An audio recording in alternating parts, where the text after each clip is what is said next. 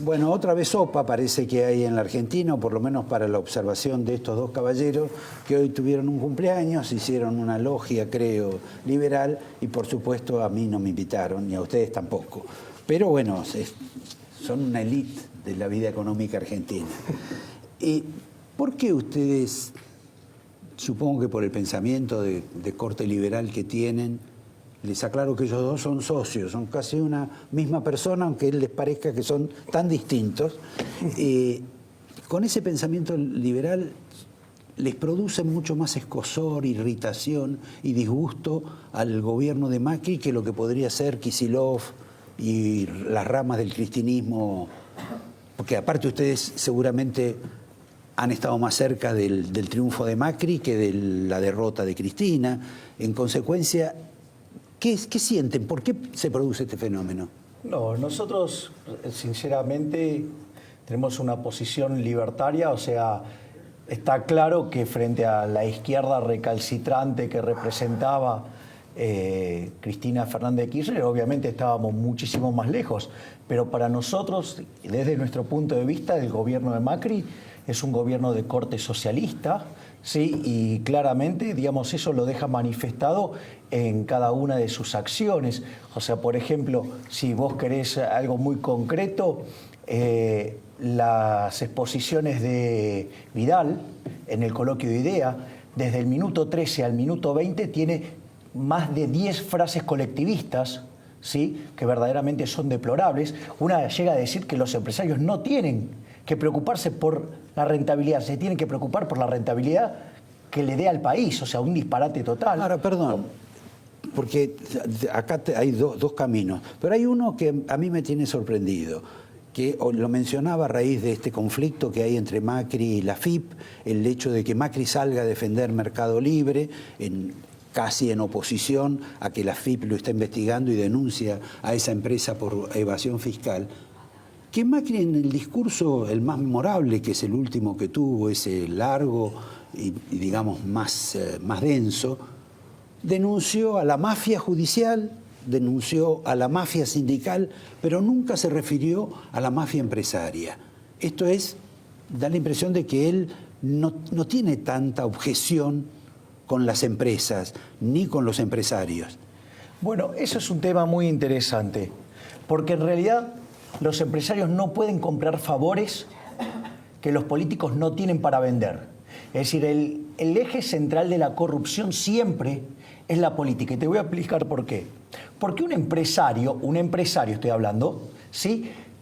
Su éxito depende de servir al prójimo con un bien de mejor calidad a un mejor precio. Mientras que un político, ¿sí?, se financia con una fuente coactiva de ingresos que se llama impuestos. Entonces, ¿qué es lo que pasa?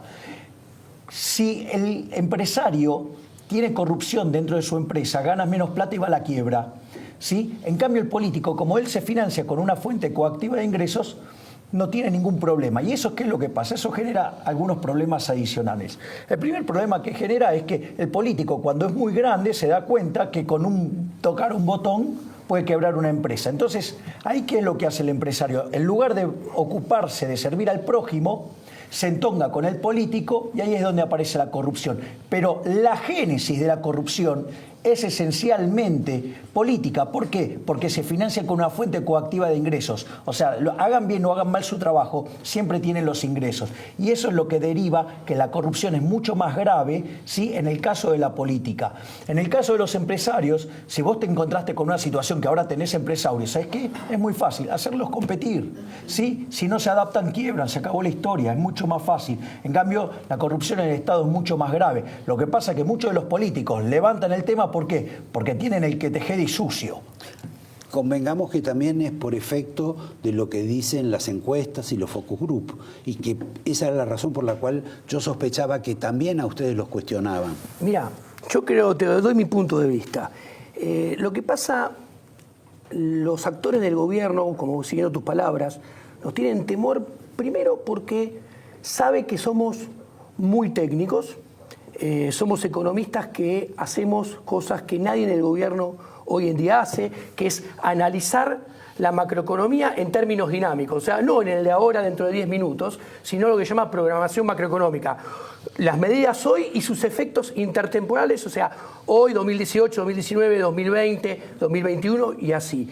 Y sobre todo porque somos economistas raros dentro de lo que son la media de los economistas argentinos, no solamente porque somos muy técnicos, sino porque no nos seduce estar en estado y caer tentados en hacer política macroeconómica. Entonces, esto nos lleva a decir cosas como, por ejemplo, este gobierno, por no hacer lo que tiene que hacer, se está comprando un segundo mandato con peores resultados macroeconómicos aún que los que está teniendo en este primer mandato. Pero discúlpame, el objetivo de alguien que está en el gobierno, de alguien que compite políticamente, es ganar. Y si le dio resultado ganar, no tocando la taza durante 3 meses a Sturzenegger, fingiendo determinado maquillaje, dando préstamos, etcétera, haciendo lo que por ahí se le reprochaba en exceso al gobierno anterior, va a ser muy difícil que ese gobierno cambie, porque lo que le importa, la prioridad es ganar. Es que acá está la grieta que realmente nos importa a nosotros, que no es la grieta que le interesa al gobierno, que es la grieta Cambiemos versus K. Acá la grieta es políticos que han hecho política para mantenerse ellos en sus cargos y muy probablemente ser reelectos en el 2019 de manera muy habilidosa, contra la grieta de la economía, buenas políticas macroeconómicas, hacer lo que hay que hacer para tener buenos resultados y que la población viva mejor.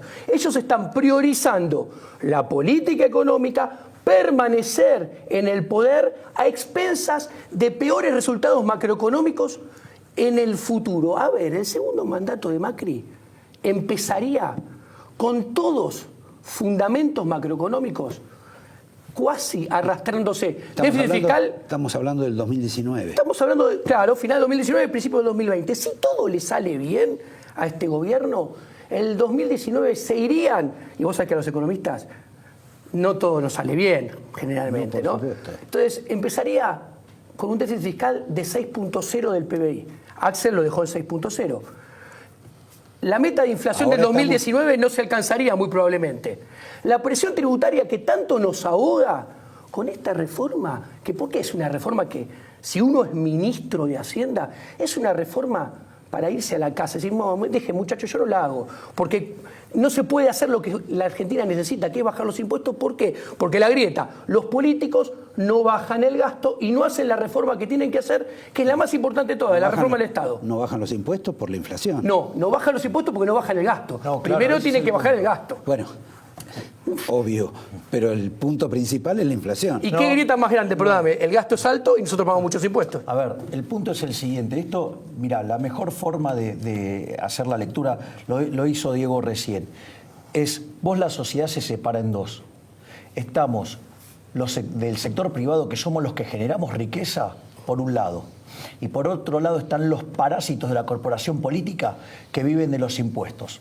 Primer gran definición. Cuando vos mirás, por ejemplo, el discurso de Macri en el CSK parece muy atractivo, ¿sí? Porque hace un buen diagnóstico, ¿sí? Porque no omite ninguna de las reformas estructurales, ¿sí? Pero además es como que habla en la dirección correcta. Ahora, por ejemplo, en el primer punto te habla del déficit fiscal. Está complicado el déficit fiscal, sí, es cierto, ahora lo baja muy gradualmente. Te habla de la presión tributaria, sí, te mandan una reforma que supuestamente para el año que viene baja 0,2% del PBI. O sea, esa es la que vos decís que es deplorable. Es deplorable. ¿Sabes qué? Vamos a estar 75 años para alcanzar la presión fiscal de Chile. Nos van a pasar como alambre caído. Es decir, entonces, ¿y por qué es esto así? ¿Sabes por qué es así, Roberto?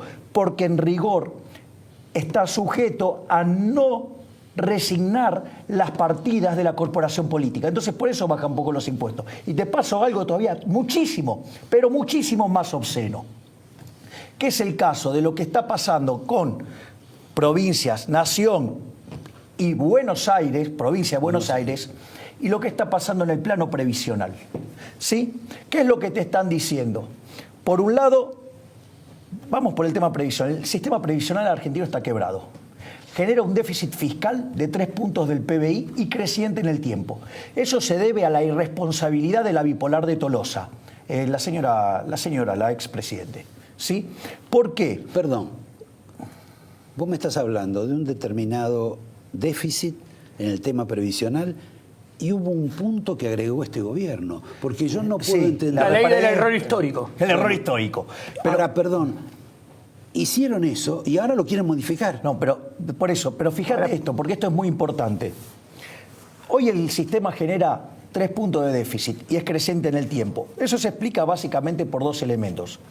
Por un lado, una fórmula demencial que, como mentían con la inflación, ¿sí?, desde el 2008 hasta hoy, el PBI per cápita constante derivó en un aumento de las jubilaciones del 24% en términos reales.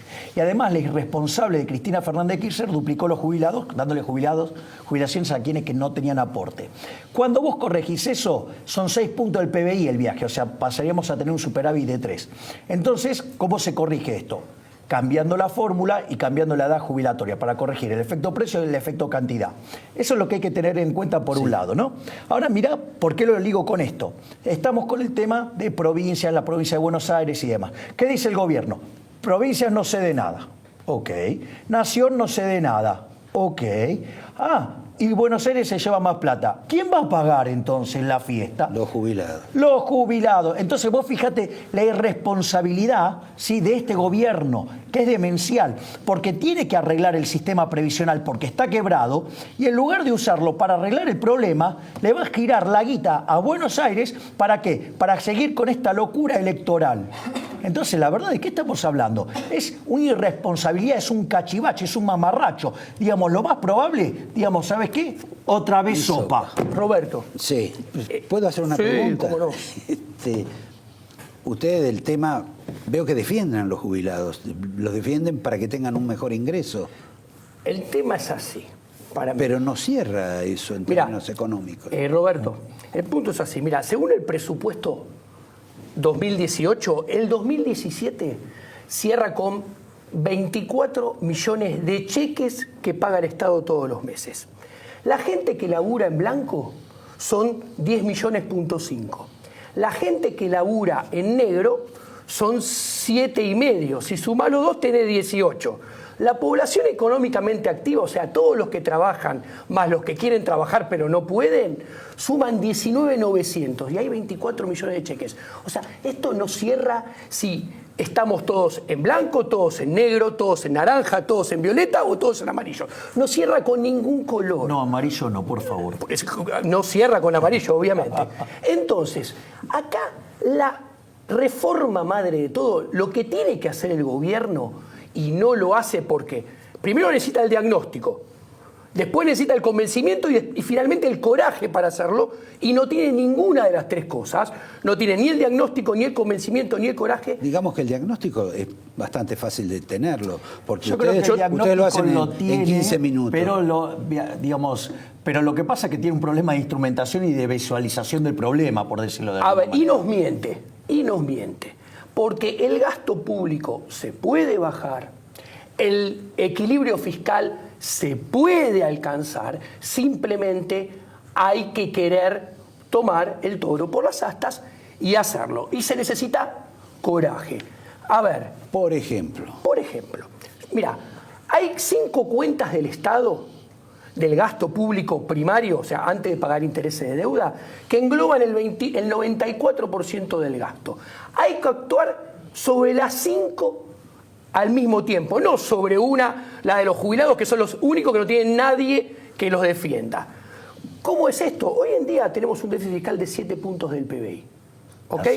Nación. Estamos hablando del gobierno nacional. Vos tenés obra pública, son 2,3%. Si vos la obra pública con un esquema de incentivos y garantías la pasás toda a la esfera privada, ahí bajás esos 2,3%. Bueno, Macri te va a decir que lo va a hacer con la PPP. No es lo mismo. No es lo mismo. Nosotros lo que estamos hablando es hacer el mecanismo de iniciativa privada, ¿sí? Que es el modelo chileno. Nosotros además sumamos las mejoras de los peruanos y los incentivos de los suizos, y el Estado no pone un solo mango cash. Y ahí te estás ahorrando. Pero como asume dice Diego. deuda. No.